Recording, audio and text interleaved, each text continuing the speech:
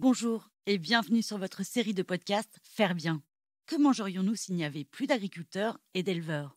Rien ou pas grand-chose. Or, leur nombre ne cesse de diminuer chaque année. Certains acteurs se mobilisent déjà pour faire bien, préparer la relève et faire face aux enjeux de demain. C'est pourquoi, à travers ce podcast, nous proposons de partager tous les 15 jours notre vision de l'agriculture biologique, mais aussi de vous faire découvrir le beau métier d'éleveur, la génération future et tous ceux qui pensent l'agriculture de demain autrement. Au programme, rencontres, innovation et immersion, bienvenue dans ce podcast Faire bien. En Normandie, maintenant, on a plus de 2000 fermes qui sont en bio et 500 à 150 fermes à transmettre d'ici 2025. C'est un vrai challenge de faire connaître ce potentiel qui ont des fermes bio, tournent bien, donnent une possibilité d'avoir du revenu tout en ayant des conditions de travail honorables. On entend beaucoup parler des fermes qui vont pas bien, mais il y a des fermes qui vont très bien. Le mot commun, c'est nous, on a pu vivre de cette structure pendant 30 ans. On est content que quelqu'un puisse partir dans une aventure comme ça grâce à nous.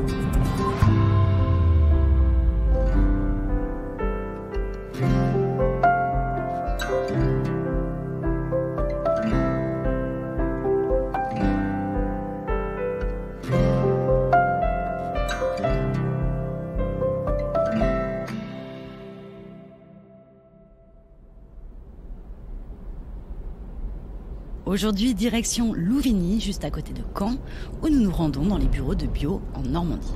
Alors, Bio en Normandie, comme son nom l'indique, c'est l'association qui fédère les producteurs bio de toute la région. Et parmi toutes les actions et les projets mis en place, une mission phare de l'association est de faciliter la transmission et la reprise de ces fermes biologiques entre cédants de plus en plus nombreux qui souhaitent partir à la retraite et des repreneurs à la recherche de la perle rare pour enfin lancer leur projet. Que vous soyez exploitant, futur acquéreur ou tout simplement sensibilisé à l'agriculture biologique et à la question primordiale de la relève, eh bien ce podcast est fait pour vous. Et pour nous en parler, nous sommes en compagnie de Claire Boudot-Blanchard, qui est coordinatrice transmission et qui va tout nous expliquer.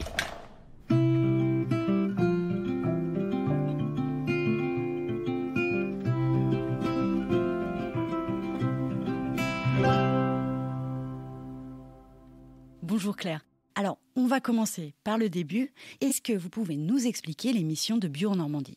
Donc Bio en Normandie accompagne les producteurs bio sur toute leur vie de producteur. Alors ça peut aller de l'installation, quand ils s'installent en bio, mais aussi la conversion quand ce sont des agriculteurs conventionnels. Après tout, l'acquisition de compétences, l'amélioration des techniques, donc via de la formation, des groupes d'échange, du service individuel, jusqu'à la transmission, puisque ça fait partie de la vie de l'entreprise. Tout ça pour dire qu'on peut être contacté par des gens qui veulent transmettre leur ferme et qui nous demandent, souvent leur question c'est « Est-ce que tu connaîtrais pas des repreneurs ?» On est aussi contacté par des jeunes qui veulent s'installer parce qu'ils ont entendu parler du projet de transmission et qui savent qu'on travaille pour la bio. Donc, quand ils cherchent des terres ou qui ne connaissent pas, ils se tournent vers nous. Justement, la transmission, c'est votre mission en particulier. Quel est l'état des lieux actuels ? Le gros point qu'on a identifié, en Normandie, maintenant, on a plus de 2000 fermes qui sont en bio. Et début 2020, on a estimé à 1000 fermes, dont un des associés au moins a plus de 50 ans. On a 500 à 550 fermes à transmettre d'ici 2025. Alors, dans le projet transmission là, que je mène depuis mai 2019, j'ai commencé par faire un état des lieux de la situation de la transmission en Normandie. J'ai rencontré des anciens cédants qui ont transmis leur ferme, qui m'ont expliqué comment ça s'était passé, qu'est-ce qui s'était bien passé, qu'est-ce qui s'était moins bien, qu'est-ce qui aurait pu être utile pour eux. Et j'ai fait une grande enquête aussi auprès des producteurs bio qui ont plus de 50 ans, qui permettait de comprendre leur vision de la transmission, où est-ce qu'ils en étaient dans leur projet, et comment est-ce qu'ils voyaient cette transmission, comment est-ce qu'ils voulaient s'investir dedans, et à quelle échéance ils comptaient transmettre. Alors, tous les gens qui ont réussi à transmettre en bio, ça a été beaucoup d'énergie. Souvent, on considère le fait de s'installer comme un gros projet, c'est normal, ça prend du temps, ça demande de l'énergie, de l'investissement. Tout le monde se dit, bah oui, puisqu'on crée une entreprise, c'est normal, mais on oublie que transmettre cette entreprise, ça fait partie de la vie de l'entreprise et que ça demande autant d'énergie, autant d'investissement, autant d'implication. Quand on est en fin de carrière, qu'en plus on a notre entreprise à faire tourner, ça peut être lourd, effectivement. Mais ça a toujours été jugé comme une vraie satisfaction. Et tous les producteurs qui ont transmis en bio, ils en avaient envie. Et vraiment, quand ils parlent de leur transmission, c'est avec des étoiles qui brillent dans les yeux. Ils sont vraiment très très fiers de ça. Ils sont fiers d'avoir permis à un jeune de reprendre derrière. Le mot commun, c'est nous, on a pu vivre de cette structure pendant 30 ans, avec un métier qu'on aimait. On est content que quelqu'un puisse partir dans une aventure comme ça grâce à nous.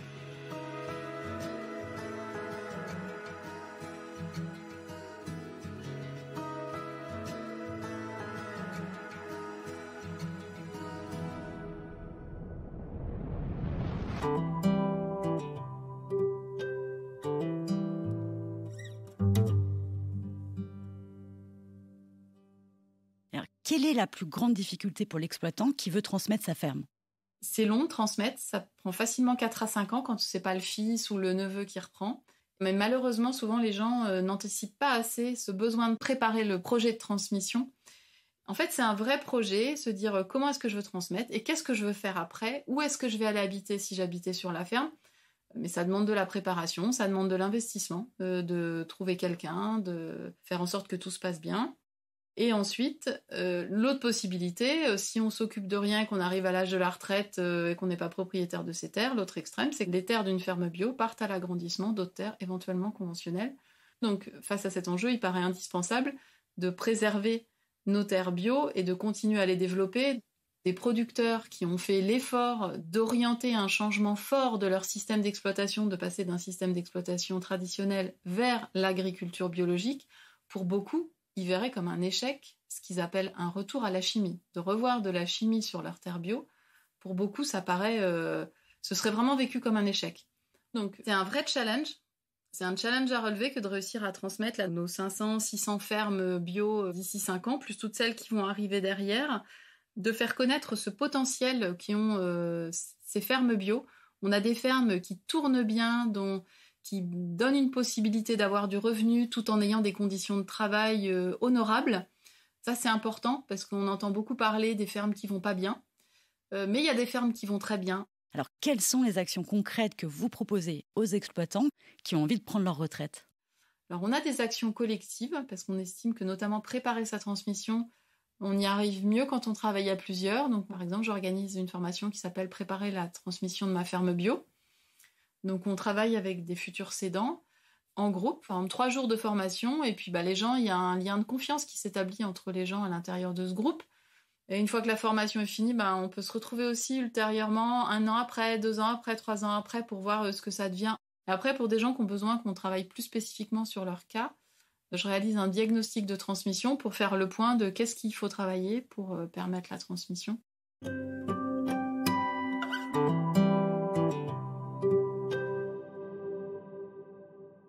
Et oui, parce que toute cette préparation avant de céder sa ferme, rappelons-le, c'est permettre aussi au repreneur de mettre toutes les chances de son côté et de s'installer dans un système pérenne. Pour quelqu'un qui veut s'installer, notamment en élevage bio, s'installer sur un système qui est calé, qui fonctionne, c'est limiter la prise de risque. Déjà, avoir un système fourrager bien calé, à savoir qu'on va être capable de produire suffisamment d'aliments pour son troupeau.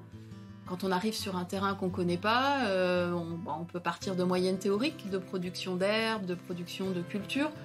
Après, c'est jamais très évident. Si on reprend un système dans lequel le cédant a tout mis en place, c'est plus facile, le temps de prendre connaissance du système, de découvrir les spécificités de chacune des parcelles, les spécificités du troupeau. Par ailleurs, si on reprend un système déjà existant, avec des vaches qui sont déjà là depuis quelques années, on ne va pas réintroduire d'animaux qui viennent de l'extérieur qui pourraient apporter une éventuelle maladie. Et après, libre au jeune installé de faire évoluer le système dans le sens qu'il veut. Au bout de 2-3 ans, s'il veut changer les techniques, libre à lui. Mais une fois qu'il connaît bien le système, qu'il connaît bien les terres, qu'il connaît bien le troupeau, c'est quand même plus facile.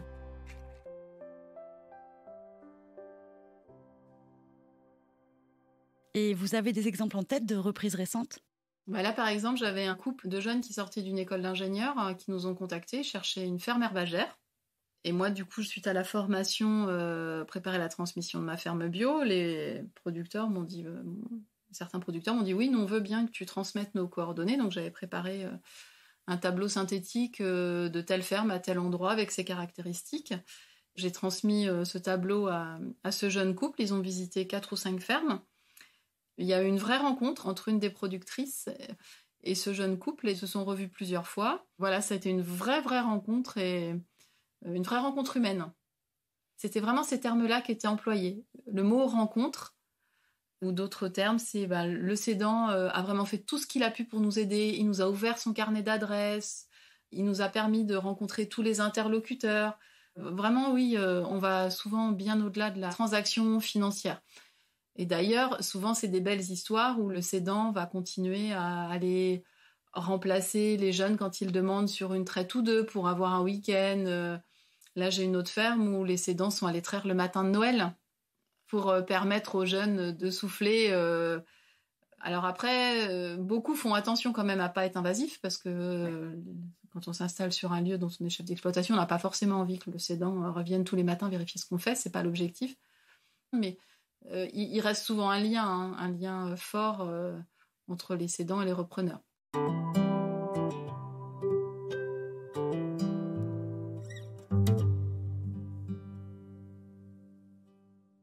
Là, j'ai l'image dans le Perche, il y a un groupe qui s'est mis en place d'agriculteurs. Alors, il y a des agriculteurs en place, des anciens. Et puis, les jeunes qui arrivent s'installer là sur ce canton, dans l'hiver, ils se retrouvent une fois tous les 2 mois ou une fois tous les mois. Et ils échangent et en fait, par ce biais-là, ils donnent des pistes, ils donnent des billes, des trucs pour faciliter la vie des jeunes et leur intégration sur le territoire. Et c'est primordial et ça fait que ceux qui s'installent trouvent leur marque plus facilement. Et c'est à nous de faire savoir ça aux jeunes qui sont en formation agricole et qui ont peur que la bio ce soit trop dur. Produire en bio, c'est accessible. Ça demande des compétences, mais comme plein d'autres métiers, mais c'est accessible. Et en plus, ça offre une super opportunité de produire tout en étant en accord avec les demandes de la société. Les gens qui passent en bio, ils nous disent « Mes voisins ont changé de regard à mon égard, ils viennent plus facilement à la ferme, ils échangent plus facilement avec nous. » Donc c'est une belle opportunité et donc le territoire normand est à même d'accueillir des gens qui viendraient d'ailleurs pour s'installer en bio. On en a de plus en plus. Des gens qui se réorientent après une carrière dans un milieu urbain en région parisienne, mais aussi des gens qui viennent du sud de la Loire et qui veulent produire avec de l'herbe. En Normandie, on a quand même l'atout de pouvoir produire avec de l'herbe. Et c'est un beau métier que d'être un éleveur herbager avec la connaissance et la compétence de produire du lait ou de la viande en faisant pâturer. Ça, c'est vraiment un chouette métier. Quand on est en Normandie, il y a un vrai tissu rural avec des services de remplacement, avec des entrepreneurs agricoles, des associations, un vrai esprit d'entraide. Ça offre une belle opportunité. Donc c'est un vrai challenge que de transmettre toutes ces fermes, mais on y croit.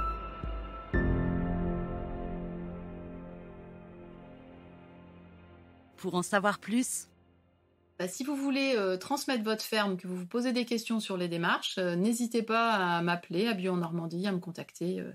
Sur notre site internet, il y a le mail, il y a le téléphone. Moi, je ferai le point sur un premier petit rendez-vous téléphonique.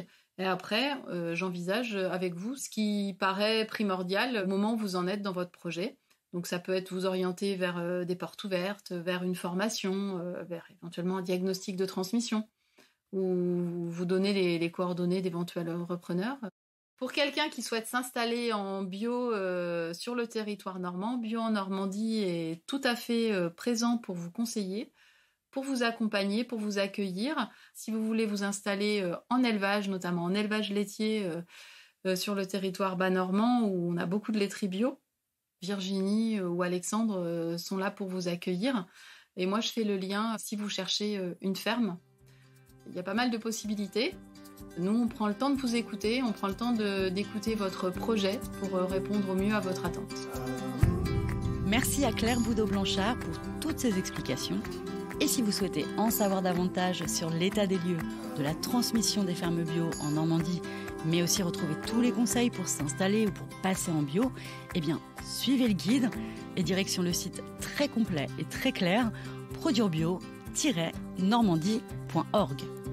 Quant à nous, on se retrouve très vite pour un prochain podcast au cœur de la filière laitière bio de Normandie. Merci pour votre écoute et votre fidélité. À très bientôt.